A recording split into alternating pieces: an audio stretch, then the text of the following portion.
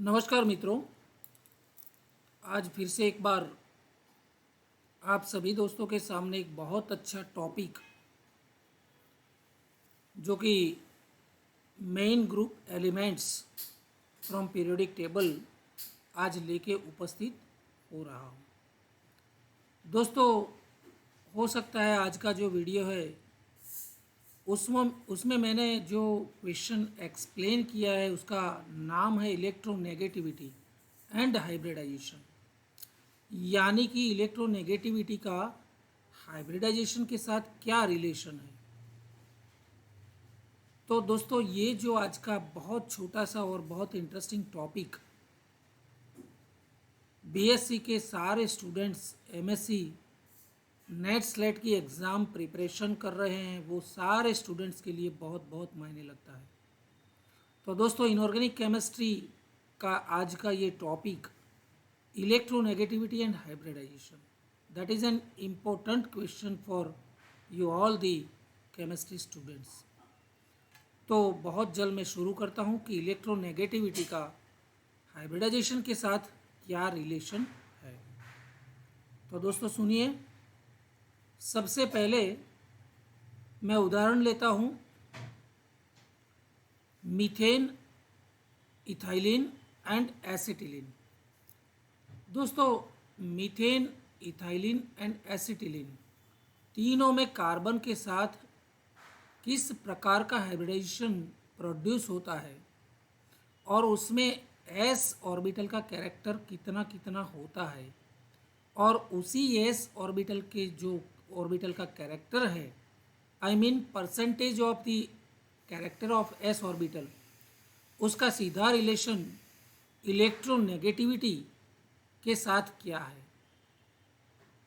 जो बच्चे छोटे हैं उनको बता दूं कि इलेक्ट्रोनेगेटिविटी यानी कि विद्युत ऋणता, तो विद्युत ऋणता का सीधा संबंध एस कैरेक्टर के परसेंटेज के ऊपर हाइब्रिडाइजेशन के अंदर निर्भर करता है। तो दोस्तों, सबसे पहला पॉइंट है समझने के लिए बहुत बहुत अच्छा topic, electronegativity of an atom varies with hybridization, यानी कि इलेक्ट्रोनेगेटिविटी का सीधा संबंध हाइब्रिडाइजेशन के साथ या फिर हाइब्रिडाइजेशन का सीधा संबंध इलेक्ट्रोनेगेटिविटी के साथ यहाँ पर बताया गया है। दोस्तों, हाइब्रिडाइजेशन जैसे जैसे बदलाता है उसकी इलेक्ट्रोनेगेटिविटी भी चेंज होती है।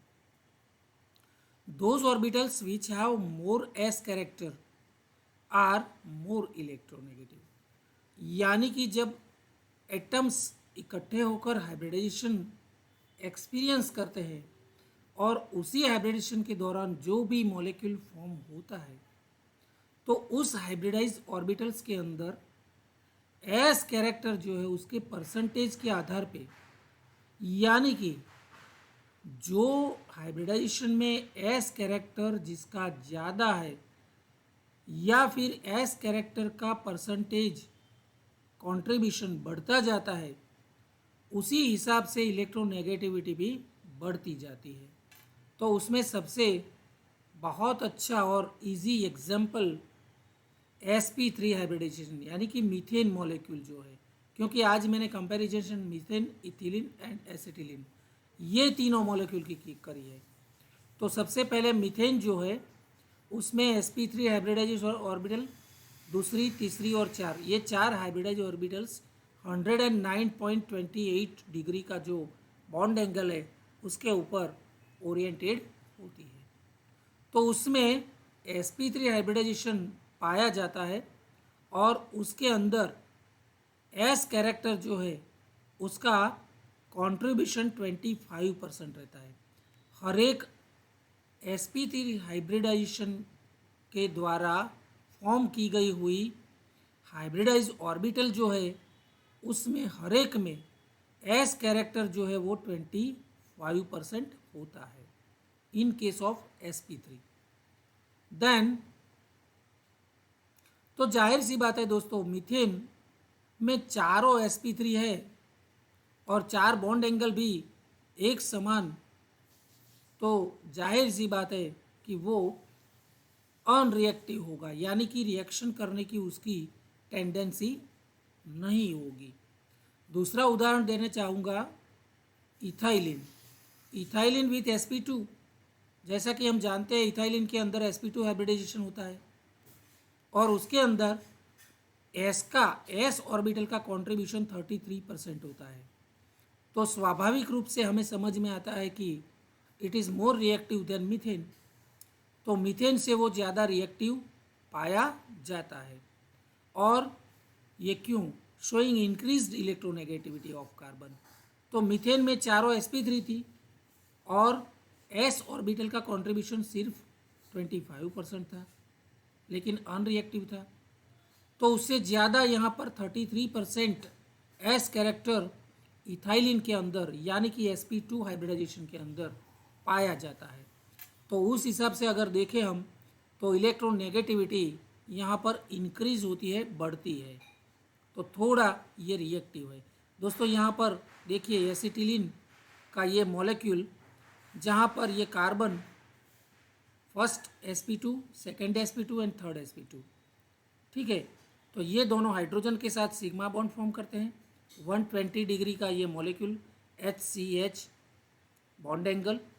फिर कार्बन का तीसरा जो sp2 है वो दूसरे कार्बन का sp2, ये दोनों मिला के फिर तीसरा सिग्मा बॉन्ड बनाते हैं। और उसकी px py तो कंट्रीब्यूटेड हो गई, लेकिन pz जो बाकी रही वो यहाँ पर पाई बॉन्ड फॉर्म करेगी, जो कि हाइब्रिडाइजेशन के अंदर पार्टिसिपेट नहीं करती है।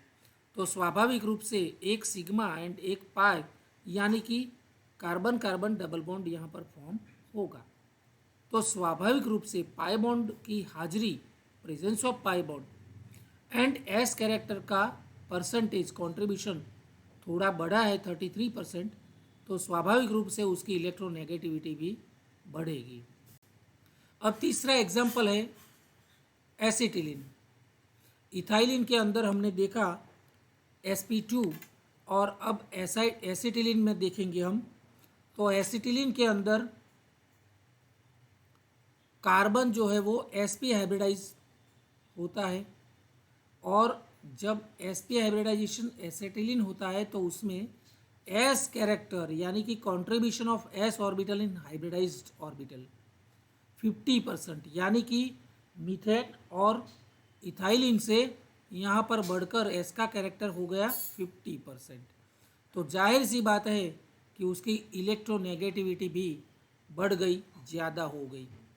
तो सबसे कम मीथेन, उससे ज़्यादा इथाइलिन और उससे ज़्यादा एसिटिलीन में इलेक्ट्रोनेगेटिविटी होती है। और एसिटिलीन का मॉलिक्यूल जो है वो highly acidic H atom consist करता है, तो वो सबसे ज़्यादा रिएक्टिव भी होता है।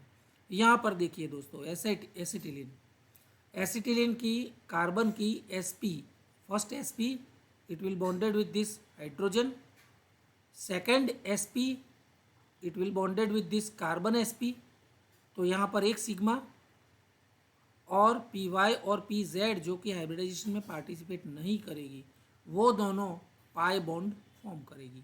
इस कार्बन की py, इसकी py, इसकी pz, इसकी pz, यहाँ पर दो पाई बॉन्ड, एक सिग्मा बॉन्ड। तो दोनों कार्बन के बीच में एसिटिलीन में ट्रिपल बॉन्ड की हाजिरी बनती है और बॉन्ड एंगल 180 का होता है। तो सीधी इलेक्ट्रोनेगेटिविटी यानी कि जैसे जैसे एस कैरेक्टर हाइब्रिडाइजेशन के अंदर एस ऑर्बिटल का कैरेक्टर या फिर परसेंटेज ऑफ द कंट्रीब्यूशन बढ़ता जाता है, उसी हिसाब से उसकी इलेक्ट्रोनेगेटिविटी भी बढ़ती जाती है।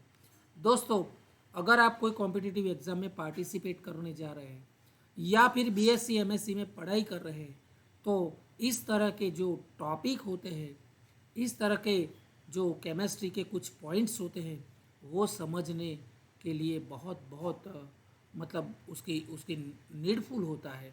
आप सभी के लिए जानना बहुत ज़रूरी होता है। मैंने बहुत सरल लैंग्वेज में बहुत अच्छे अच्छे एग्जाम्पल के साथ आपको समझाने का प्रयास किया है। दोस्तों, अगर ये वीडियो अच्छा लगा हो तो वीडियो को एंड तक देखिए, और अभी तक आपने मेरी चैनल को सब्सक्राइब नहीं किया है तो बहुत जल्द सब्सक्राइब कर लीजिए ताकि और भी केमिस्ट्री के वीडियो मैं आपके तक भेज सकूं। नमस्कार, धन्यवाद।